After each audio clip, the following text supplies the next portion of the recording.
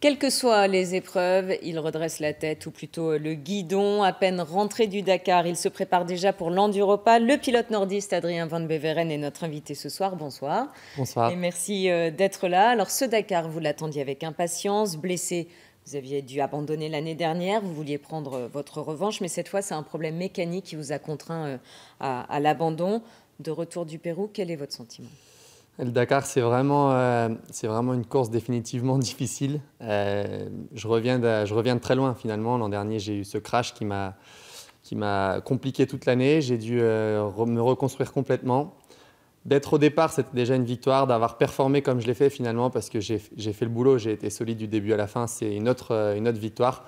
La victoire finale, je l'ai pas eu cette fois-ci, mais je continuerai à bosser pour l'atteindre. Et alors, vous en parliez à l'instant, votre blessure à la clavicule l'année dernière. Comment vous êtes-vous reconstruit moralement et physiquement ?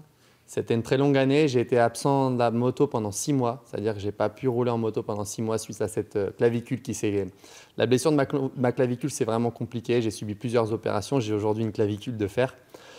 Et puis après, j'ai mis les bouchées doubles pour essayer d'être prêt en janvier. C'était le cas.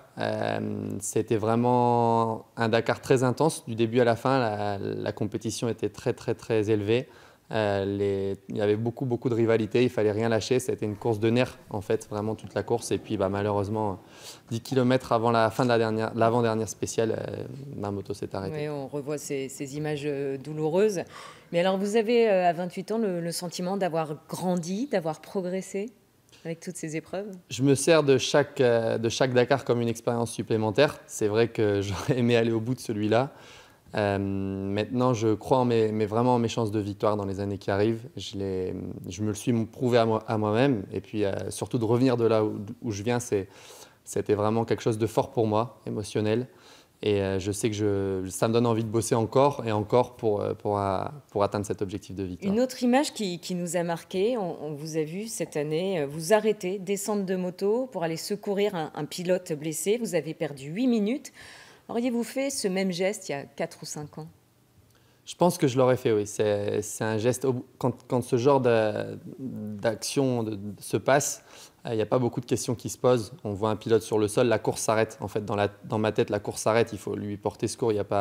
La question ne s'est pas posée pour moi. On m'a souvent remercié pour ce geste, mais pour moi, c'est tout naturel. Bon, le Dakar maintenant, c'est derrière. Place au SAD de chez nous, l'Enduropal. Vous ressentez toujours de la pression pour cette course que vous avez remportée 3 fois ? C'est une pression qui est tout à fait positive. Et puis, vous savez, aujourd'hui, ce n'est plus mon objectif. C'est vraiment la cerise sur le gâteau. Je la fais, j'ai plus aucune obligation dans mes contrats, que ce soit avec Yamaha et les autres marques. Pour cette course-là, je le fais vraiment parce que ça me plaît, parce que je vais retrouver mon public, parce que c'est chez nous, c'est dans le Pas-de-Calais, c'est sur la côte d'Opale. Et je suis super content de ce moment. Eh bien, on vous suivra donc au Touquet le 3 février, un événement à suivre en direct sur notre antenne. Merci beaucoup, Adrien Van Beveren. Et puis, bon vent pour la suite. Merci à vous.